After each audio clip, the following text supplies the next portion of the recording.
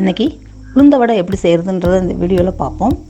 பாருங்கள், வடையை பார்க்கையில நல்லா பந்தாக இருக்கும், அதே சமயத்தில் ரொம்ப பொறுபொறுப்பாகவும் இருக்கும். இது செய்யாதவங்க கூட இந்த வடையை பார்த்தா நம்ம செய்யணும்னு ஆசை தூண்டுற அளவுக்கு அந்தளவுக்கு பார்க்க பொறுபொறுப்பாகவும் ரொம்ப டேஸ்ட்டாகவும் இருக்கும். இந்த இதுக்கு வந்து நான் ஒரு 3 பொருள் தான் எக்ஸ்ட்ரா சேர்த்துருக்கேன். அது என்னன்றதை இந்த வீடியோவில் பார்ப்போம். வாங்க வீடியோக்குள்ளே போகலாம். அதுக்கு முன்னாடி நம்ம சேனலை சப்ஸ்கிரைப் பண்ணாதவங்க சப்ஸ்கிரைப் பண்ணுங்கள், பக்கத்தில் இருக்க பெல் ஐக்கானையும் ப்ரெஸ் பண்ணுங்கள். அப்போ தான் நாங்கள் போடக்கூடிய வீடியோஸ் எல்லாம் உங்களுக்கு உடனே வந்து சேரும். இன்றைக்கி உளுந்த வடை செய்கிறதுக்கு ஒரு 100 கிராம் அளவு வெள்ளை உளுந்தை 2 மணி நேரத்துக்கு முன்னாடியே ஊற வச்சு கழுவி சுத்தம் பண்ணி தண்ணியெல்லாம் இருத்து எடுத்து வச்சுருக்கேன். இப்போ அதை மிக்சியில் போட்டுருவோம். மிக்சியில் போட்டாலுமே தண்ணி வந்து நம்ம ஊற்றக்கூடாது. நான் இதுக்கு வந்து ஐஸ் வாட்டர் தண்ணி தான் யூஸ் பண்ணியிருக்கேன். அது கொஞ்சம் கொஞ்சமாக தெளித்து விட்டு தான் இந்த பருப்பை அரைக்கணும். இதோட 1 கப்பு சாதம் எடுத்து வச்சுருக்கேன். அந்த சாதத்தையும் போட்டுக்கலாம். எனக்கு வந்து ஜார் வந்து சின்ன ஜாராக இருக்கிறதுனால கொஞ்சம் கொஞ்சமாக போடுறேன். உங்களுக்கு பெரிய ஜாராக இருந்தால் ஃபுல்லாக கூட போட்டுக்கலாம். ஏன்னா சாதம் எதுக்கு போடுறோம் அப்படின்னா வடை வந்து ரொம்ப நல்லா பந்தாகவும் வரும், நல்லா பொறுபொறுப்பாகவும் இருக்கும். இதோட 1 ஸ்பூன் அளவு மட்டும் துவரம் பருப்பு, சாம்பாருக்கு போடுவோம் இல்லையா, அந்த துவரம் பருப்பை ஊற வச்சு கழுவி அதோடு போட்டிருக்கேன். இந்த துவரம் பருப்பு ஏன் சேர்க்குறோம் அப்படின்னா எண்ணெய் வந்து ரொம்ப குடிக்காது, எண்ணெய் இழுக்காது, அந்தளவுக்கு நல்லாயிருக்கும். அதுக்காக தான் அந்த துவரம் பருப்பு சேர்க்குறது. இப்போ இது எல்லாத்தையும் ஒன்றா அரைச்சி ஒரு பாத்திரத்தில் மாற்றிக்குவோம்.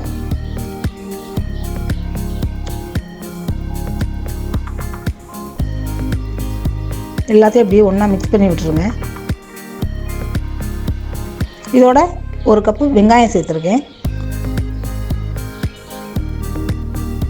1 ஸ்பூன் அளவு மிளகு தூள் சேர்த்துருக்கேன். ஒரு இஞ்சி வந்து கொஞ்சோன்னு தட்டி எடுத்து வச்சுருக்கேன்.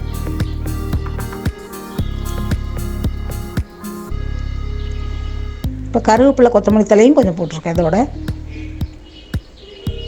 இந்த மாவுக்கு தேவையான அளவு உப்பு கொஞ்சம் இதோட சேர்த்துக்குவோம். இப்போ எல்லாத்தையும் நல்லா ஒன்றா மிக்ஸ் பண்ணி விட்ருங்க. பெரும்பாலும் நம்ம வடை செய்கிறதுக்கு பார்த்தோம்னா பச்சை அரிசி சேர்ப்போம், சேர்ந்து கலந்து மாவு அரைப்போம், இல்லைன்னா பச்சரிசி மாவு சேர்ப்போம். இப்போ நான் இந்த வடைக்கு நான் எதுவுமே சேர்க்கலை. வெறும் பருப்பு, இந்த சாதம், ஐஸ் வாட்டர் தண்ணி 3 மட்டும்தான் சேர்த்துருக்கோம்.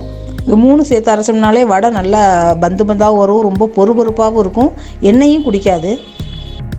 இப்போ கிரைண்டரில் அரைச்சோம்னா மாவு நம்ம கொஞ்சம் உண்டனை கிடைக்கும். இப்போ மிக்சியிலன்னு சொல்லையில் கொஞ்சம் ஐஸ் வாட்டர் தண்ணி ஊற்றுறோம்னா மாவு கொஞ்சம் பொங்கி வரும். அதுக்காக தான் ஐஸ் வாட்டர் தண்ணி ஊற்றுறது. இப்போ எண்ணெய் காஞ்சிருக்கு,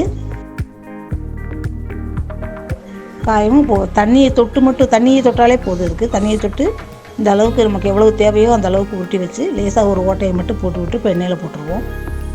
ஒருத்தவங்க கையிலேயே கூட போடுவாங்க, அப்படி போடுறதுனாலும் போடலாம்.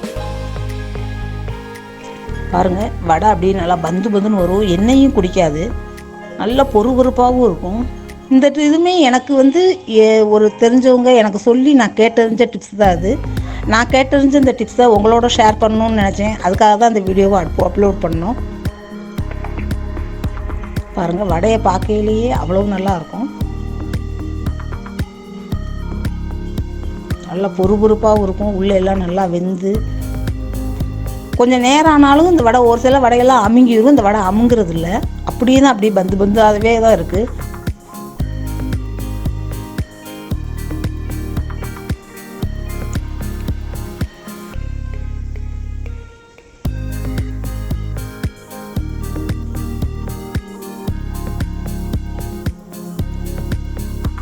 வடையே ரொம்ப சூப்பராக இருக்கும்.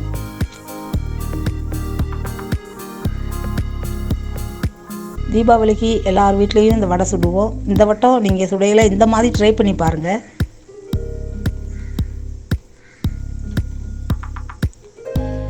ரொம்ப நல்லாயிருக்கும் வடை.